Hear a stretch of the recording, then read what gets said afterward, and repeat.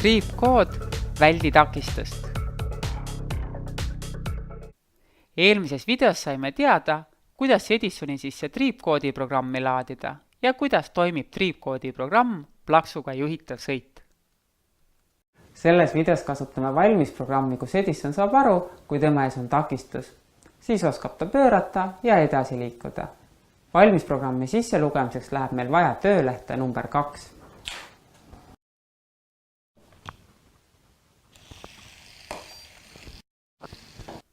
Kuidas Edison teab, et tema teel on takistus?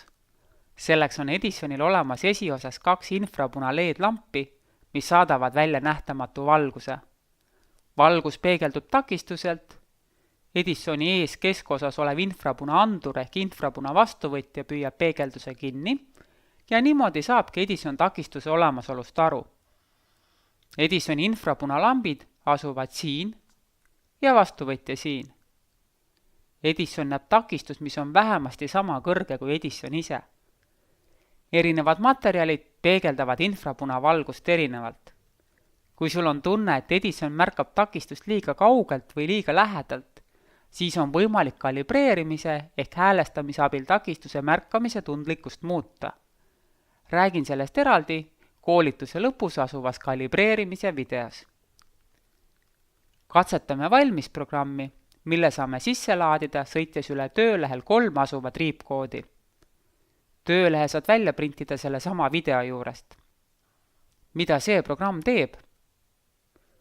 Robot hakkab peale käivitamist edasi sõitma, kuni näeb takistust.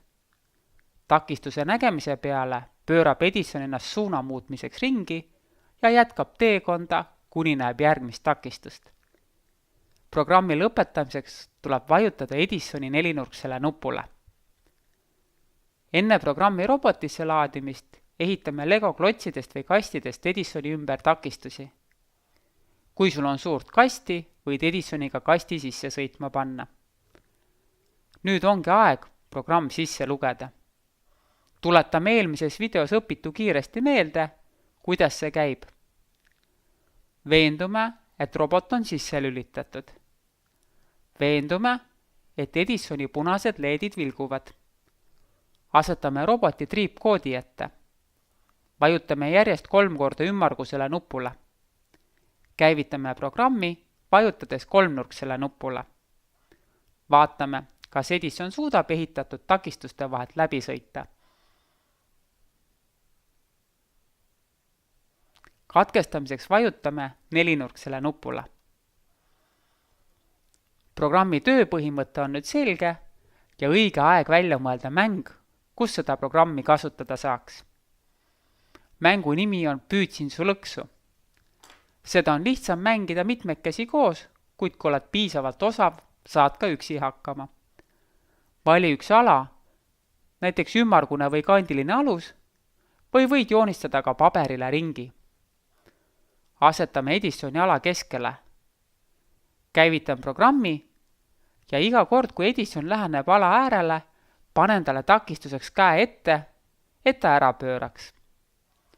Vaata, kui kaua sina Edisoni lõksus hoida suudad.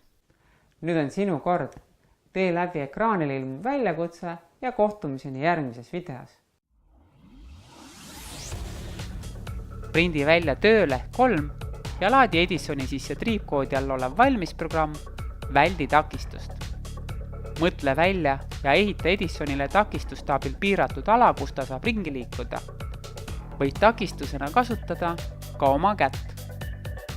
Kas Edison pääses takistuste vahelt välja?